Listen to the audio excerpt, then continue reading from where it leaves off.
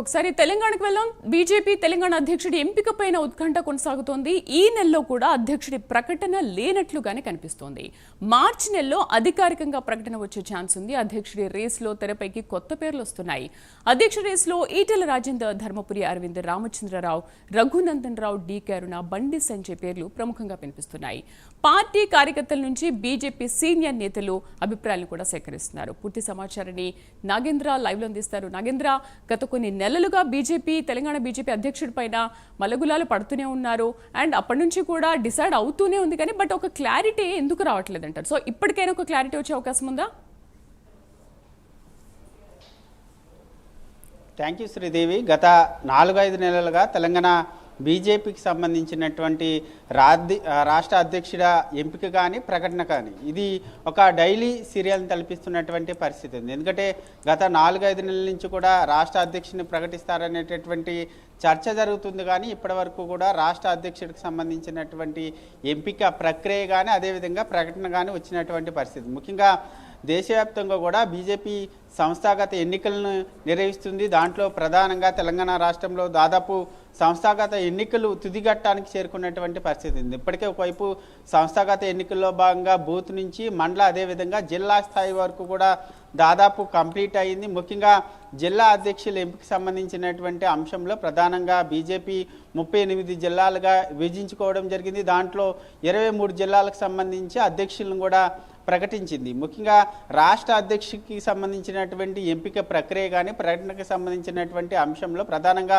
21 జిల్లాలకు సంబంధించినటువంటి అధ్యక్షులను ప్రకటిస్తే ఒక ఎలిజిబిలిటీ వస్తుంది. ఇప్పుడు 23 జిల్లాలకు సంబంధించినటువంటి అధ్యక్షులను ప్రకటించినటువంటి నేపథ్యంలో ప్రస్తుతం అధ్యక్షుడికి సంబంధించినటువంటి రాష్ట్ర అధ్యక్షుడికి సంబంధించినటువంటి ఎంపిక పైన అధిష్టానం ఫోకస్ చేసింది. ముఖ్యంగా జనవరి మొదటి వారం అన్నారు, తర్వాత జనవరి మంత్ ఎండింగ్ కల్లా అన్నారు, ఇప్పుడు ఫిబ్రవరి నడుస్తుంది. ఫిబ్రవరి మొదటి వారంలోనే అధ్యక్షుడి ప్రకటన ఉండొచ్చు, మంత్ ఎండింగ్ అనేటటువంటి అంశాన్ని కూడా తెరపైకి తీసుకొచ్చారు. ఇప్పుడు జిల్లాలకు సంబంధించినటువంటి అధ్యక్షుల ఎంపిక అదేవిధంగా ప్రకటన కూడా వచ్చిన తర్వాత వెంటనే మరొక 4-5 రోజుల్లోనే రాష్ట్ర అధ్యక్షుడి ప్రకటన ఉంటుందంటూ కూడా బీజేపీ వర్గాల్లో పెద్ద ఎత్తున చర్చ జరిగింది. కానీ దీనికి ఆటంకం కలిగిస్తూ గత ఢిల్లీకి సంబంధించినటువంటి ఎన్నికలు జరిగినాయి. ఆ ఢిల్లీ ఎన్నికల నేపథ్యంలో రాష్ట్ర అధ్యక్షుడి ఎంపిక అనేది కొంత వాయిదా పడినటువంటి పరిస్థితి. ప్రస్తుతం తాజాగా మరొకసారి తెలంగాణ రాష్ట్రంలో 3 ఎమ్మెల్సీ స్థానాలకు సంబంధించినటువంటి ఎన్నికలు ఈ నెల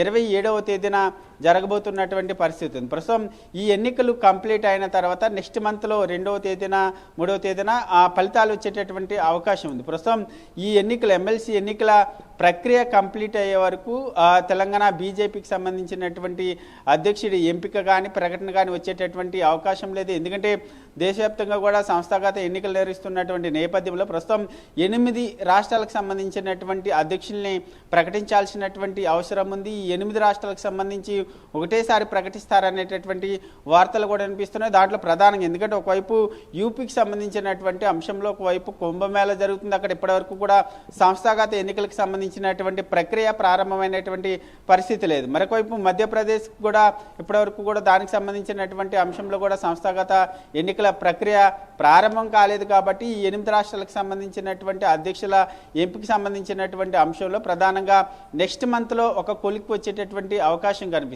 దీంతో పాటు తెలంగాణ రాష్ట్ర బీజేపీ అధ్యక్ష పదవి పైన చాలా కీలకమైనటువంటి నేతల కన్ను పడింది. వారంతా కూడా ఢిల్లీ కేంద్రంగా వారంతా కూడా లాబింగ్ చేస్తున్నటువంటి పరిస్థితి కనిపిస్తుంది. ముఖ్యంగా ఇప్పటివరకు కూడా ఒకవైపు రేసులో ఉన్నటువంటి బీసీ నేత ముఖ్యంగా తెలంగాణ రాష్ట్రంలో గత అసెంబ్లీ ఎన్నికల ప్రచార సమయంలో కూడా బీజేపీ ఒకటే నినాదాన్ని తీసుకెళ్ళింది, మేము అధికారంలోకి వస్తే బీసీనే సీఎం చేస్తామనేటటువంటి నినాదాన్ని తీసుకెళ్ళింది. కానీ ఇప్పుడైనా సరే బీసీకి రాష్ట్ర అధ్యక్షుడిని అప్పగించాలనేటటువంటి ఆలోచనలో ప్రస్తుతం అధిష్టానం ఉంది. ప్రస్తుతం ఆ దిశగానే నిర్ణయం జరుగుతుంది అనేటటువంటి వార్తలు కూడా వినిపిస్తున్నాయి. కానీ మరొకసారి తెరపైకి ఈటెల రాజేందర్కి మినహాయిస్తే ఒకవేళ ఈటెల రాజేందర్కి కాదని వేరే వర్గానికి ఇస్తే మాత్రం కొంత వేరే అంశాలు తెరపైకి వచ్చేటటువంటి అవకాశం ఉంది. ఎందుకంటే ఒకవేళ బీసీని కాదని చెప్పి తాజాగా మహిళా కోటాలో ప్రస్తుతం జాతీయ ఉపాధ్యక్షులుగా ఉన్నటువంటి డీకే అరుణని తెరపైకి తీసుకొస్తున్నారు. డీకే అరుణకి ఒకవేళ అధ్యక్ష పదవిని అప్పగిస్తే మాత్రం మరొక కొత్త పదవిని సృష్టించాలనేటటువంటి ఆలోచనలో కూడా బీజేపీ అధిష్టానం ఉంది. ఒకవేళ బీజేపీ అధిష్టానం రాష్ట్ర అధ్యక్ష పదవిని డీకే అరుణకి ఇస్తే మాత్రం అరవింద్ ధరంపూర్ లేక ఈటెల రాజేందర్కి వర్కింగ్ ప్రెసిడెంట్ పదవిని ఇవ్వాలనేటటువంటి ఆలోచనలో ఉన్నట్లు వార్తలు వినిపిస్తున్నారు. ఒకవేళ ఈటెల రాజేందర్కి మాత్రం బీసీ కోటాలో ఆయనకు అధ్యక్ష పదవిని అప్పగిస్తే మాత్రం ఈ వర్కింగ్ ప్రెసిడెంట్ అనే పదవి ప్రస్తావన రాదు. దీనికి సంబంధించినటువంటి అంశంలో కూడా ఇప్పటికే ఢిల్లీ కేంద్రంగా రేసులో ఉన్నటువంటి నేతలంతా కూడా ఇప్పటికే లాబింగ్ చేస్తున్నారు. మాకు అధ్యక్ష పదవి కన్ఫర్మ్ అయింది అనేటటువంటి వార్తలు కూడా చెప్తున్నటువంటి పరిస్థితి ఉంది. అయితే నాగేంద్ర, మీరు ఇంతకు ముందు చెప్పినట్టు అటు ఎమ్మెల్సీ ఎన్నికలు కావచ్చు, లేకపోతే ఢిల్లీ సీఎం అనే ఉత్కంఠ ఒకటి కావచ్చు, లేకపోతే కుంభమేళా, యూపీ, మధ్యప్రదేశ్ ఇవన్నీ కూడా కావచ్చు. అంటే కేవలం వీటి వల్ల మాత్రమే ఇక్కడ అధ్యక్షుడి ఎన్నిక లేట్ అవుతుందా, లేకపోతే ఇక్కడ చాలా మంది ప్రముఖుల పేర్లు వినిపించాయి అండ్ అంతకుముందు ఈటెల రాజేందర్ పేరు ఎక్కువగా వినిపించింది, ధర్మపురి అరవింద్ పేరు కూడా బాగా వినిపించింది. సో వీళ్లలో ఎవరిని నియమించాలనే సందిగ్ధత నెలకొందా? ఈ రెండిట్లో ఏదనుకోవచ్చు? ముఖ్యంగా శ్రీదేవి కూడా మనం గమనించాలి. ఎందుకంటే జిల్లా అధ్యక్షుల ప్రకటన వచ్చిన తర్వాత, ఎలిజిబిలిటీ వచ్చిన తర్వాత నెక్స్ట్ 5 డేస్లోనే అధ్యక్షుని కూడా ప్రకటించాల్సినటువంటి అవసరం ఉంది. కానీ ఢిల్లీ ఎన్నికల ఫలితాలు రావడం, ఆ తర్వాత తెలంగాణ రాష్ట్రంలో ఎమ్మెల్సీ ఎన్నికలకు సంబంధించినటువంటి అంశంలో ప్రధానంగా రాష్ట్ర నాయకత్వం అంతా కూడా ఆ 3 ఎమ్మెల్సీ స్థానాలకు సంబంధించినటువంటి నియోజకవర్గాల్లో పూర్తి స్థాయిలో ఇప్పటికే ప్రచారం చేస్తున్నటువంటి పరిస్థితి. ప్రస్తుతం రాష్ట్ర నాయకత్వం అంతా కూడా ఒకవైపు అక్కడ లీనమై మరొకవైపు మరికొద్ది రోజుల్లోనే జాతీయ నాయకత్వం కూడా అక్కడ ఎన్నికల ప్రచారంలోకి రాబోతున్నటువంటి తరుణంలోనే ప్రస్తుతం ఈ అధ్యక్షుడి ఎంపికకు సంబంధించినటువంటి ప్రకటన వాయిదా పడింది. ముఖ్యంగా పూర్తి స్థాయిలో ఎమ్మెల్సీ ఎన్నికల ఫలితాలు వచ్చిన తర్వాతే నెక్స్ట్ అధ్యక్షుడి ప్రకటన ఉండేటటువంటి అవకాశం కనిపిస్తుంది. ఇదొక కారణం. అయితే మరొక కారణం, ముఖ్యంగా దాదాపు ఈటెల రాజేందర్కి బీసీ కోటాలో అధ్యక్ష పదవి కన్ఫర్మ్ అయిందనేటటువంటి వార్తలు కూడా పెద్ద ఎత్తున బీజేపీకి సంబంధించినటువంటి శ్రేణుల్లో వినిపించాయి. కానీ తాజాగా మహిళా కోటాలో డీకేఆర్ని తెరపైకి తీసుకొచ్చి ఈటెల రాజేందర్ లేక అరవింద్ ధరంపూరి ఈ ఇద్దరిలో ఒకరికి వర్కింగ్ ప్రెసిడెంట్ పదవి ఇవ్వాలనేటటువంటి ఆలోచన కూడా చేస్తున్నట్టు ఉంది. ఎందుకంటే కొత్త పాత నేతల మధ్య కొంత భేదాభిప్రాయాలు ఉన్నటువంటి తరుణంలో వాళ్ళందరినీ ఒకే తాటిపైకి తీసుకురావడం, అదేవిధంగా 2029లో కాషాయ జెండా ఎగరవేయాలంటే అందరూ కూడా కలిసికట్టుగా ఉండాలి.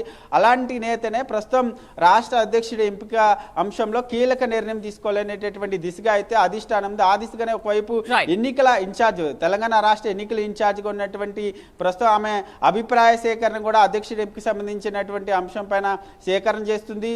నెక్స్ట్ మంత్ మొదటి వీక్ లోనే అధ్యక్షుడి ఎంపిక ఒక కొలిక్కి వచ్చేటటువంటి అవకాశం అయితే కనిపిస్తుందని చెప్పాలి. Shri, thank you Nagendra.